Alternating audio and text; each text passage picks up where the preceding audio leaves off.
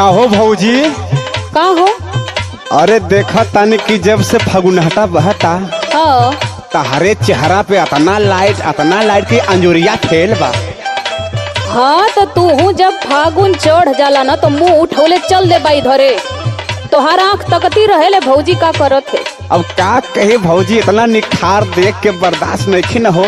नजुरैया मत हो।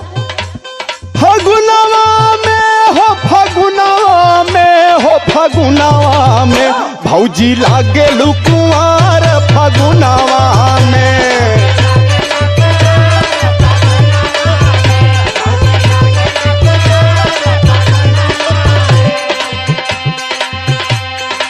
तो के एक बार कहिला ना कि तू हमरे दुआरे पी पाके तो मत अलगन पी ले हुआ का हो। अरे अब का होता है भौजी, तारा के देखिले तो वैसे नशा चढ़ जाला हो। तू हमके जाने ला ना कि हमरे गुस्सा बहुत तेज चढ़ल। वो तो ठीक बा, ऊपर से गुस्सा लेकिन अंदरवा तो प्यारे छुपा बा ना भौजी। घंटा प्यार छुपल है। आइल हुआ बतियावे सुनो। सुनावा। फगुनवा में हो फगुनवा में तेवरू फिर से पगल हिला फगुनवा में।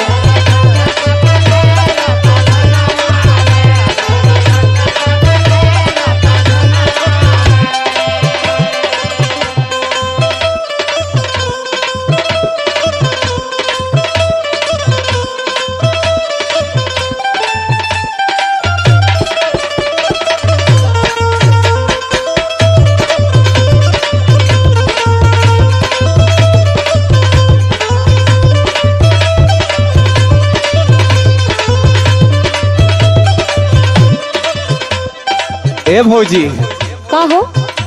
अतना बदलाव देख के हमके शक होता है।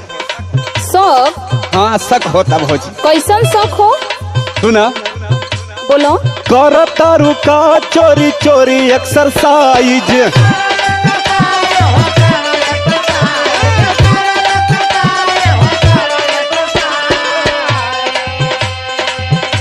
एकदम देखत है कि देह तोहरिया गइल बा।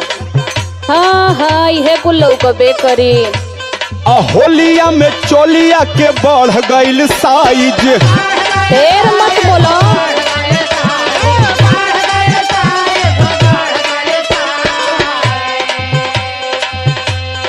करता रुका चोरी चोरी एक्सरसाइज। होलिया में चोलिया के बढ़ गइल साइज।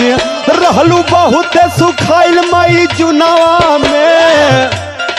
हम ना हाँ। जगजीवन भैया और गुलाब पाल हमसे फोन करके बतौलन का हो। हाँ। का बात बा भौजाई के पूरा स्टाइल बदला जाता। तो हम कहनी कुछ बात जरूर बा, हम भौजी से पूछन जरूर। हाँ हाँ एमे तो तू तेज बड़ा। अरे